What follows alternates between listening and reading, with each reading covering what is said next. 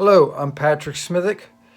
I'm a writer, a rider, and a teacher. I grew up north of Baltimore City in Maryland and about a 2-hour drive from Washington, D.C. I live in the horse country above Baltimore, and as a youth, I worked my way through high school and through college, through Johns Hopkins University by galloping racehorses in the early morning, 5:30, 6, 7 o'clock in the morning, for my father, who was a legendary steeplechase jockey and a revered trainer. He is now in the Hall of Fame, Racing Hall of Fame. So that was my first occupation, was as a rider, and I did this all through college. It actually was a great way to accomplish writing, because the riding on the racetrack is all mainly from 5:30 to 10:30 in the morning. Then you can go home and relax, and you can get up and write. After college, I became a newspaper man, and I did that for a few years. Then I worked on the Chesapeake Bay as a waterman on dredge boats, skipjacks, and crab boats. Then I decided the great way to get writing accomplished, to work on books and short stories, would be to be a teacher. Little did I know the amount of time and energy it takes to grade all the papers and to prepare for your classes. Nevertheless, I took off on a career teaching, and I've just loved every minute of it. I've taught high school age, I've taught English, British literature, I've taught medieval history, and I've taught quite a bit of creative writing. Then with the teaching, I was also working on my writing all along, and the last 4 books that I've written have all been while I was a teacher. My latest book is War's Over, Come Home, A Father's Search for His Son, two-tour Marine vet of the Iraq War. As the title explains, our son Andrew went off to war. He joined the Marines immediately after high school, joined the Marines, and within about 2 years, 2.5 years, he was sent to Iraq, served there, returned, and was deployed again towards the end of his 5-year time with the Marines. So this book is about our love for Andrew. I was inspired to write War's Over, Come Home because of my love for Andrew. I sit here now thinking of him. I'm looking into the camera, thinking of Andrew, and he's out there somewhere in the Southwest. He has PTSD, and he is a homeless survivalist. What he learned in the Marines has helped him immensely, and that's how he manages to survive. He has a tent, we know, he has a sleeping bag, and he marches 13 miles a day or so. We've even found videos of him running. He gets up and runs 4 miles in the morning. But we can't find his precise location, and we haven't been able to talk to him or be with him. I haven't been able to touch him for 5 years now. The last time I saw him was a very difficult time. We tried to get him into a hospital, and it didn't work. War's Over, Come Home, A Father's Search for His Son. It also is a celebration of Andrew and has some fun times in it. The research process was, I would say, painful. The research process consisted of flying to cities at the drop of a hat. We'd get a Facebook post, we'd get a phone call, we'd get a text, someone seen him in Santa Fe, someone seen him in San Diego. A tall, thin man with a beard pushing a bicycle was seen in Seattle. Over and over, we get these messages from people all over the country, even from Orlando and on the East Coast and Baltimore and New York City. And most of the time, one of us would get in the airplane, fly out there, and search. I searched, my son Patty searched, my wife and my daughter. For instance, searching through Seattle. I walked and walked, searching through San Diego. We walked all through the streets, stop, see a homeless person, pull the blanket over his head. Is that you, Andrew? Is that you, Andrew? All these cities We met homeless people. We met the real down and out. We met people that looked like they could barely live another day on the sidewalk, in the bushes, living near streams, under bridges, on culverts, beside the edge of highways. And these people were actually extremely helpful and helped us in our search for Andrew.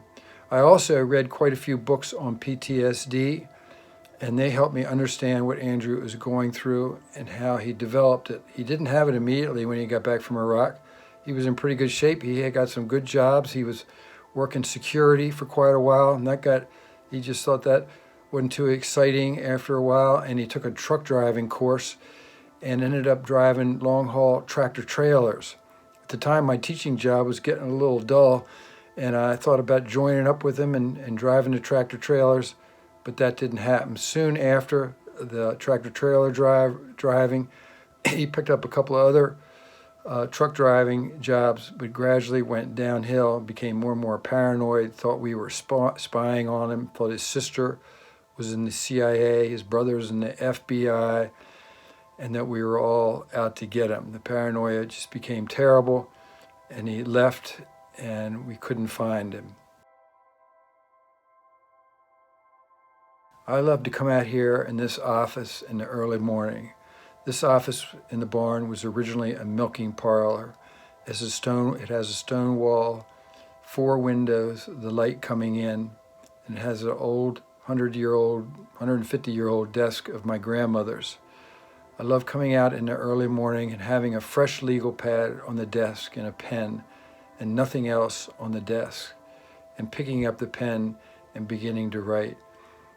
It's like galloping a horse in the early morning around the racetrack at Saratoga Springs, the track freshly harrowed. You're making your new tracks in it. No one else has been out there, and you gallop around 1.5 miles or so and pull up. Or it's like going up to the top of a mountain with your skis, pushing off and going down through the powder, fresh snow, fresh tracks, all the way to the bottom. It's just this taking off into the abyss. You don't know what's going to happen, and it's exciting. And once you pick up the momentum, you pick up the gallop of the horse, the rhythm of the skiing, you pick it up and you just start writing and writing. That's what I love about it. And I do write on a computer more nowadays, and I love that too, turning the computer on. Although first I have to turn the emails off and all the notifications, turning the computer on and having that blank sheet and cranking it up and writing as much as I used to do on a manual typewriter. I also love the results of writing. It's just this wonderful feeling when you meet someone and they come up to you and they say they've read a book and that it moved them, it brought them to tears, or it made them laugh, or they learned something from it. And this feedback from readers is very important to a writer, and it's extremely wonderful. I meet people all the time who say they want to write a book, but they just don't have enough time. They usually say, "Oh, I think I'll wait, and when I retire, I'll write the book." Well, that's not going to work out. The right time to write the book is right now. What I advise is just getting a spot, a place where you can write. It could be a table, it could be a desk, it could be your kitchen counter, it could even be in your car, it could be anywhere, just a quiet place and nothing on the desk. Then getting up early in the morning, or you can go to that table or desk in the evening, and everything's ready. Your legal pad, your notes, your computer, and you just start writing. There are no to-dos there about take the dog to the vet or pay the bills or the car needs the oil change. Try to have everything cleared. I've done that for years, and if you get up early in the morning or do it in the afternoon, whenever you can be alone, and if you have this set up and you can just really focus 100%, 150% for 45 minutes a day, you can write a page or two a day, and next thing you know, you'll have a book. This is advice. Of course, we've all heard of Ernest Hemingway's advice, and He said to always leave off where you can start up. Leave off the day's writing, even in mid-sentence or in the middle of a paragraph, where you can pick it up the next day.